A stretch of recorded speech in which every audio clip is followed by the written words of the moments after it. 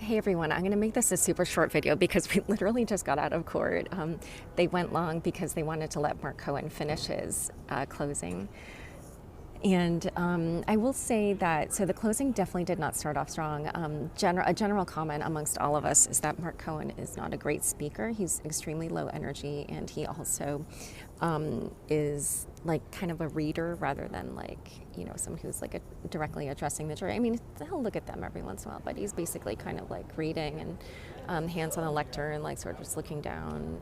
He has a very sleepy delivery. Like I always write sleepy in my notes when he's talking because it just, I actually saw people in the overflow room were actually literally sleeping, having their eyes closed while he was talking.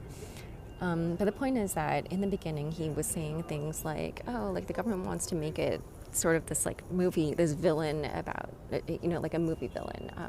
Sam is this mega villain or whatever. But,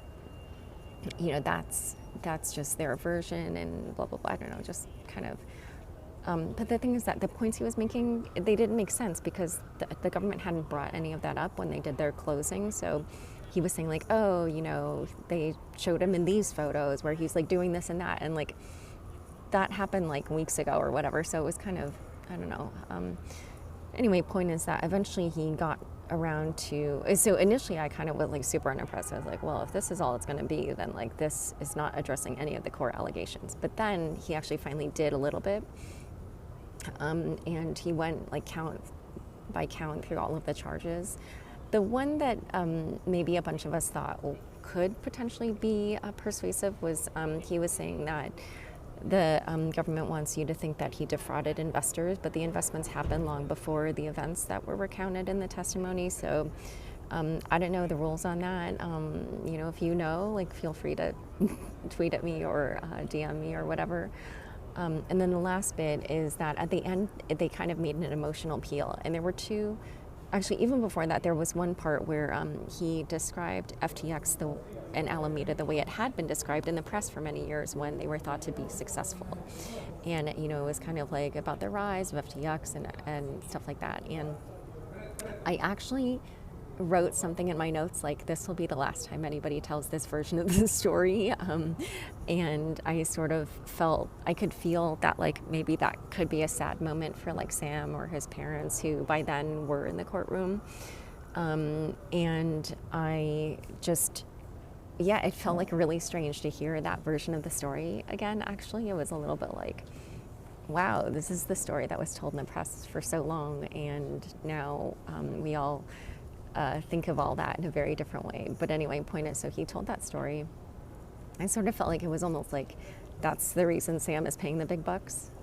But anyway, and then they made sort of like an emotional appeal.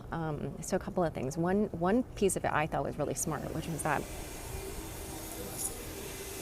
damn it, someone's vacuuming in the background. Hopefully it's not too loud, but they were like, oh, it's the burden is on the government to show preponderance of evidence beyond a reasonable doubt. And so if you, when you're deliberating, you should ask yourself, like, has the government kind of made their case? And you should take our part in when you're doing your deliberations to, be skeptical, like, has the government proved this or that? I thought that was actually really smart too. It's sort of like a psychological play, being like, I don't know, like put yourself in our shoes, and like literally saying like, actually that's part of your job here. And then the other thing was that at the end, I think then he said something like, Sam has led a big life. He was a college kid and then he started these two companies. They became billion-dollar companies, and now this. And basically like saying like, have some sympathy. And that's how it ended. So anyway, you guys, I have to run. It is late. I have to get started on my big pod and other stuff. So check the pod later.